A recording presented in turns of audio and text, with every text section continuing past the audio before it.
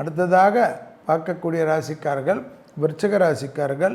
யோக பலத்தை அதிகமாக பெறக்கூடிய ராசிக்காரர்கள் விருச்சிக ராசிக்காரர்கள். சுக்கிர வழிபாடு நவகிரகத்தில் அனுகூலத்தையும் சந்தோஷத்தையும் ஏற்படுத்தி கொடுக்கும். இழுபறியாக இருந்த நிலைமைகள் படிப்படியாக மாறுவது கண்கூடாக பார்க்கக்கூடிய நல்ல காலகட்டம். பிள்ளைகள் விஷயத்தில் கோபதாபங்கள் கூடாது. அபிராமி அந்தாதி 40, 59, 75 படிக்கக்கூடிய ராசிக்காரர்கள் விருச்சிக ராசிக்காரர்கள்.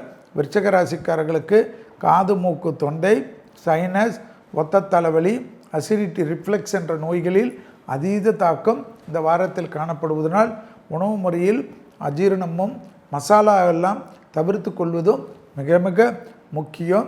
தூக்கத்திலோ எலும்பு கடிக்கிற சமயத்திலோ முழுங்கக்கூடிய சமயத்திலோ பேசிக்கொண்டே சாப்பிடுவது பெரிய சிக்கலை உருவாக்கிவிடும்.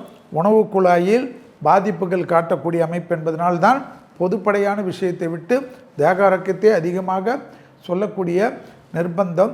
தொழில் ரீதி உத்தியோக ரீதி வியாபார ரீதி படிப்பு ரீதி ஏற்றங்கள் அற்புதத்தையும் சந்தோஷத்தையும் ஏற்படுத்தும்.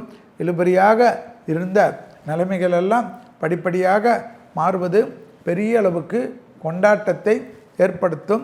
யோக பலத்தை அதிகமாக பெறக்கூடிய ராசிக்காரர்கள் விருச்சிக ராசிக்காரர்கள். விருச்சிக ராசிக்காரர்களுக்கு தொட்டது தொடங்கும். யாருக்கும் ஜவாப் கொடுப்பது ஜாமீன் கொடுப்பது மற்றும் கூடவே கூடாது. ஜவாப் ஜாமீனை மீறி கொடுத்தீர்கள் என்றால் உங்களுக்கு அந்த ஜவாப் ஜாமீன் யார் கொடுப்பார்கள் என்பதை ஞாபகத்தில் வைத்து கொள்ளுங்கள்.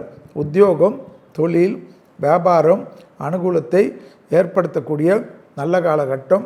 தொழில் ரீதியாக உத்தியோக ரீதியாக எதிர்பார்த்த நல்ல விஷயங்கள் இயற்கைக்கு மாறாக உங்களுக்கு டக்கு டக்கு என்று நடைபெறக்கூடிய அனுகூலமான காலகட்டம் என்பதை விருச்சிக ராசிக்காரர்கள் ஞாபகத்தில் வைத்து கொள்ளலாம். எல்லா விதத்திலும் அனுகூலமும் சுபிட்சமும் காட்டாலும் மன அழுத்தங்கள் கண்டிப்பாக இருப்பதனால் குலதெய்வத்தை மானசீகமாக பிரார்த்தனை செய்து கொள்ளுங்கள்.